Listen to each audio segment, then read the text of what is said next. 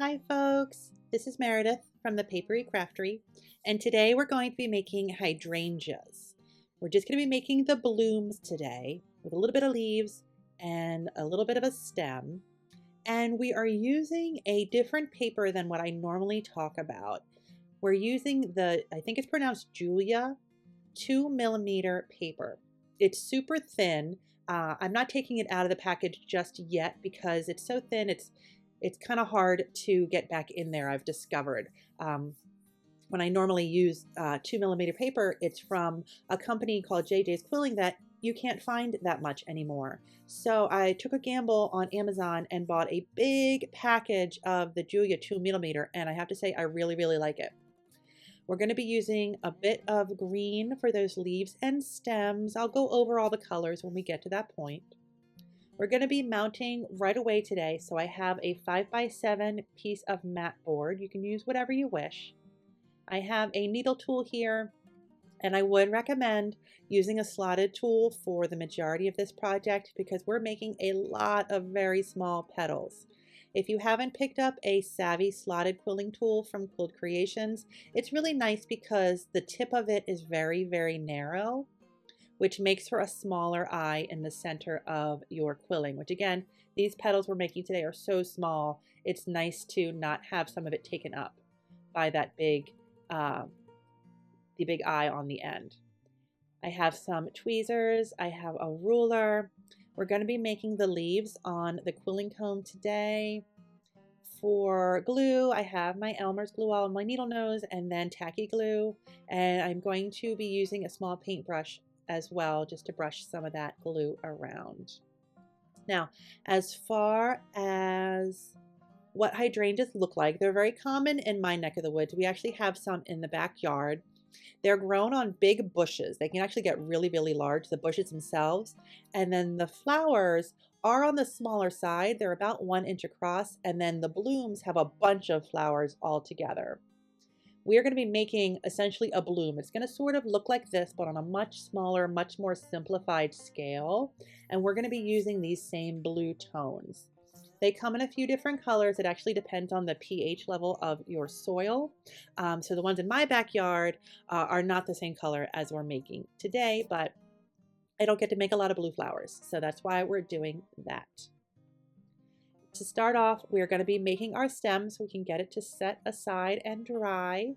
I am using my favorite green, which is a color called Sage Green from Quilt Creations, and I'm using a standard size 1/8 inch wide paper, 3mm for this stem, just because I want it to be a little bit bigger and a little bit more sturdy than what we're using on the petals. So I'm making a quadruple thick strip. Done this a million times. Start off by folding my paper down to center and running that line of glue all the way from the center point on, folding it back up and running it through my fingers to make sure that all the air bubbles are out. So in every direction, back and forth. I'm going to let that sit and dry for just a couple of minutes, and then I'm going to do it again.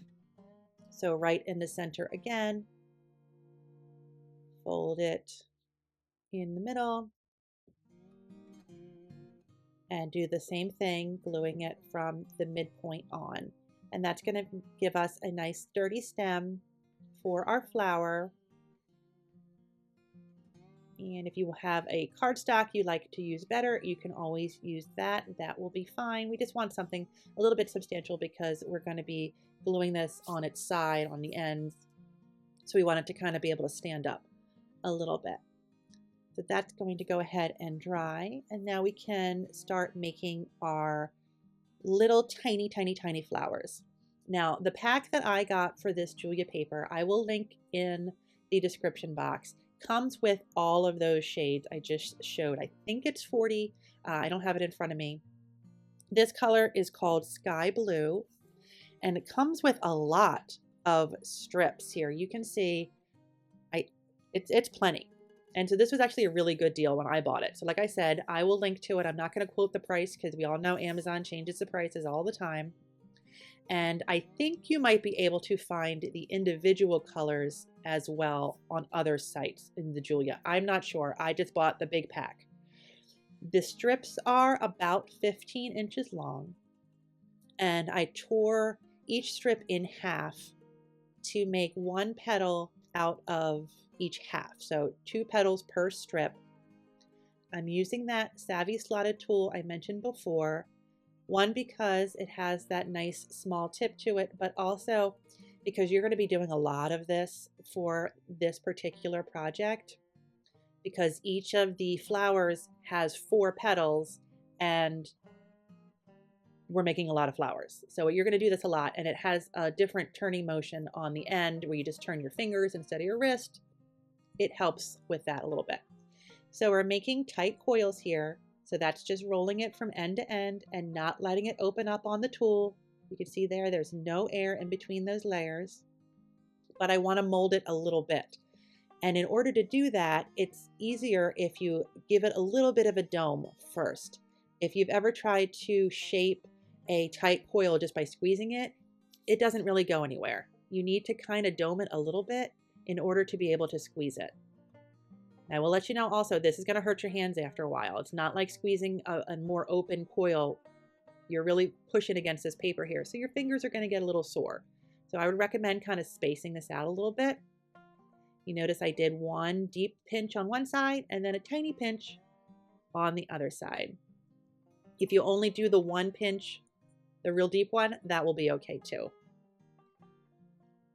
Now, like I said, each flower needs 4 petals. So I have my 4 petals there, and I have a little bit of Elmer's glue and my paintbrush, and I'm just quickly painting. Doesn't even matter if it covers the whole back, just painting a bit of glue on the underside to make sure that I don't lose that shape, that domed effect that we made in order to be able to pinch it. We don't want to lose that when we start messing around with these flower petals. Like I said, this is a very simplified version of a hydrangea. I know these petals are not the exact shape of a hydrangea petal. We're going more for volume and shape of the entire blossom than the individual petals on this particular project. Some projects I go really, really specific. This one is more about vibes. All right, so now we have our 4 petals, and they are all glued and sturdy and ready to go. This is where our tacky glue is going to come in. Flip these puppies around. This is where tweezers come in handy as well, because we're just going to dip. So dip the peak in and attach it to its neighbor. And then we're going to go do the next one. If you got your 2 pinches on, like I said, when we were molding them, one deep pinch and then a small pinch on the other end. The deep pinch is what we're going to be gluing together. The small pinch is on the outside.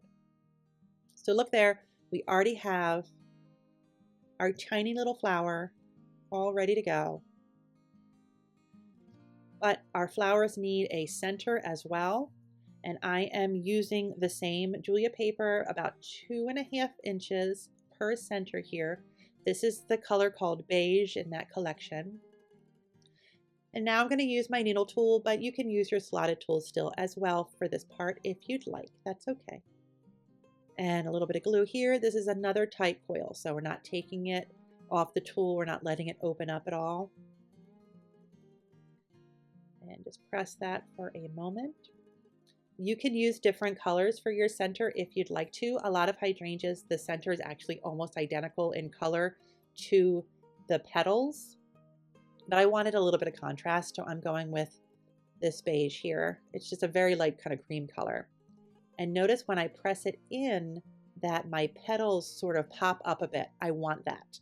I like that variation. I don't want these petals to be flat, because when we start putting all of our flowers together, because we're going to make a whole bunch of those, when we start putting them all together, they're going to really puff up even more and give that kind of bundle shape that we want.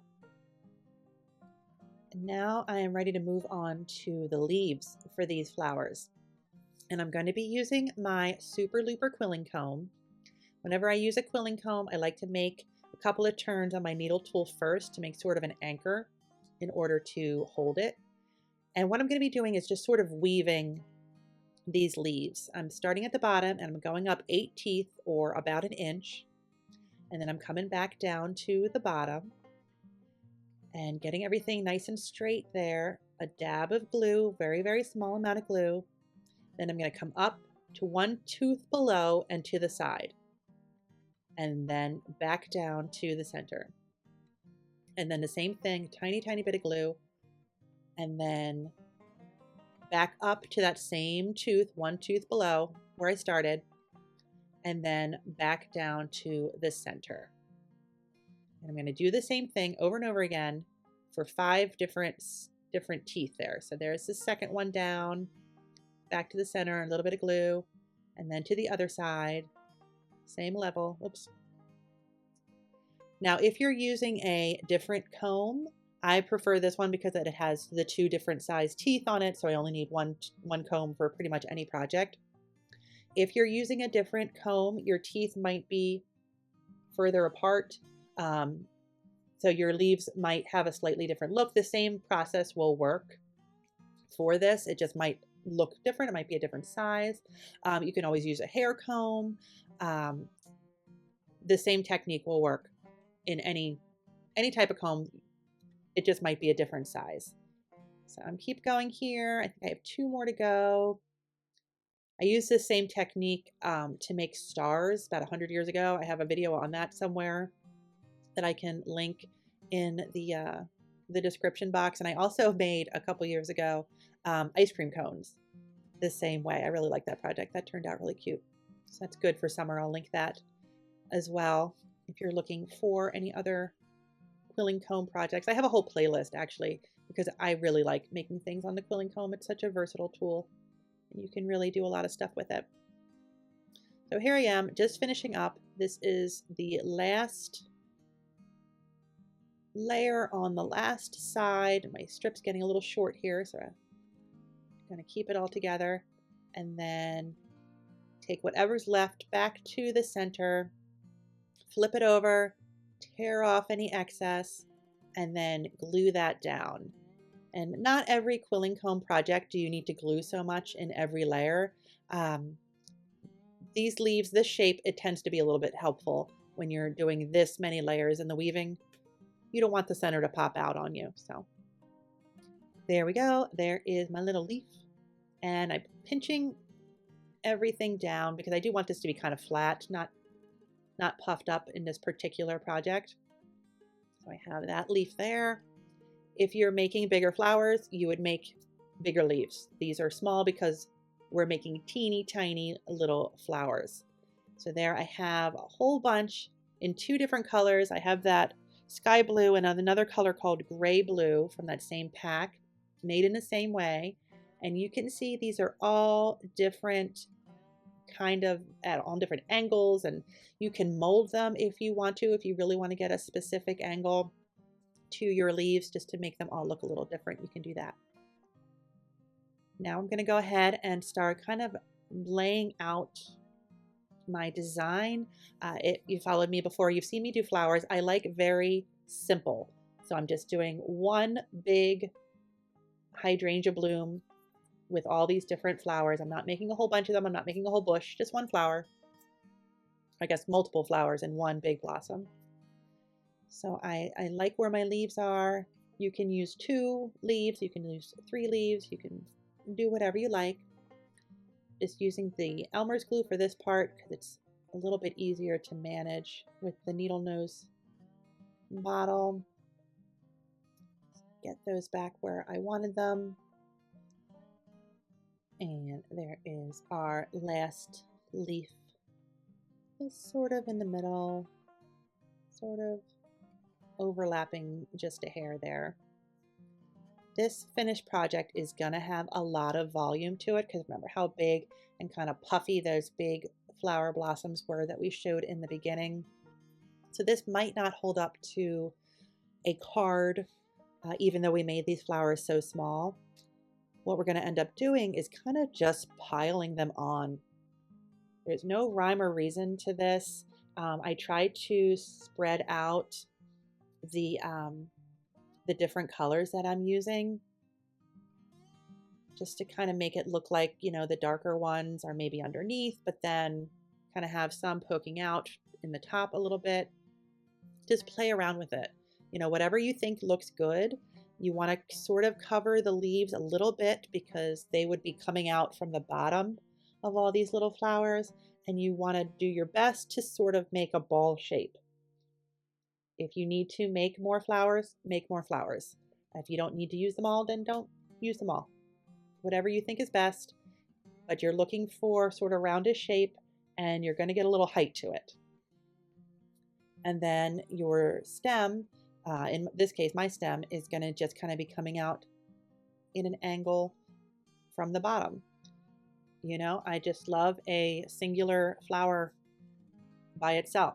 That's a little long, so I can trim that down just to make it sort of centered on our mat board there. Just give a little snip. And that's about it. Now, remember, I didn't glue any of these flowers down yet, and I didn't glue that stem down.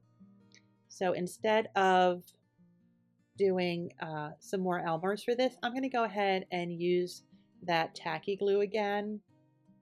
I'm going to grab my workboard here. You can use whatever you want when you're using this dipping method, which is what we're going to do to get the flowers on. If you just use like a paper plate or even like a plastic anything, because this will just peel right off when it's dry. But I always have my little workboard next to me, so I got in the habit of just using that to dip my glue. Usually when I am making flower designs, I like to kind of set it up first and then glue it after, just for my own peace of mind to make sure I like kind of what I'm going for. One tip I have is when you do that, it's sometimes a good idea, if you really like your layout, go ahead and take a picture of it with your phone, and that way you can reference and go back, and you know, you might not get in this particular project each of these flowers exactly where you had them, just because there's so many and they all sort of look the same. But if you just want to kind of keep a reference photo of what you're going for after you set it up originally, it's always a good idea. I have tons of pictures while I'm working on a new project of what I like and what I think is working, and sometimes it changes and sometimes it doesn't. But here you go. You can see I have my tweezers again just to keep my hands clean, and I'm just piling them back up again. I didn't really make like a bottom layer and then keep getting higher and higher. It's just sort of just kind of going for it and just making sure I get that sort of ball shape of all the flowers again, and making sure that I'm covering my leaves a little bit, but I can still see most of that coming from the underneath. And I just jumped ahead a little bit in the interest of time here, since you already saw me do it once, but I am almost done. The beauty of tacky glue is it will keep everything together, but you do still have a little bit of wiggle room, so I can just kind of make sure that I have the ball shape I'm looking for, kind of squeeze everybody back together again. Just a couple more, again, just kind of space out that darker blue and the lighter blue, just making it look nice and even. And there we go. I am ready to now put my stem on. It's going to go kind of sideways like this, and I'm going to dip, dip, dip again back in that glue, get off any excess. I don't want it to be too gluey.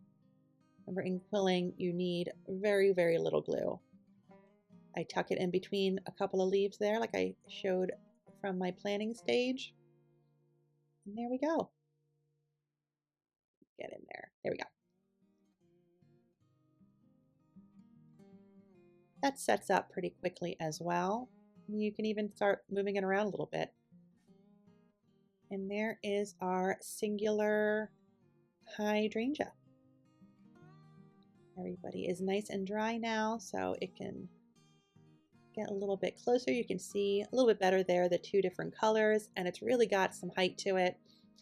The different petals going in different directions really aided that shape as well. Here is kind of an orangey hydrangea, not a color I think even really exists, but I wanted to do something different. And then purple, you'll see those colors a lot. And there you go. It goes in a frame pretty easily. Just something that's very basic, really good for beginning flower making. If you're new to quilling, this is a great project for that. It does take a little time to make all those flowers. And like I said, your fingers might get a little sore, and this is a very small scale petal here. So, you know, if you're like me, you got to grab your glasses and make sure you can see what you're doing, but it all comes together and just makes a nice, pretty, very simple little quilling flower. As always, I will leave links to all the tools and supplies, including this paper, in the description box for my video here. I'll also leave a link down there for my Buy Me a Coffee page where you can find some quilling extras, which is a really great place to find some resources in addition to being a way to support my channel and keep it growing so I can make these videos week after week. It's always amazing how many of you have chosen to support me in that way over the years, and it's always really, really greatly appreciated and helps so much. So thank you for that. Of course, don't forget to leave any questions you have in the comments, and I'll answer those as soon as I can. Don't forget to like and subscribe as well so you can be around for the next video, and I will see you then. Thanks for watching. Bye-bye.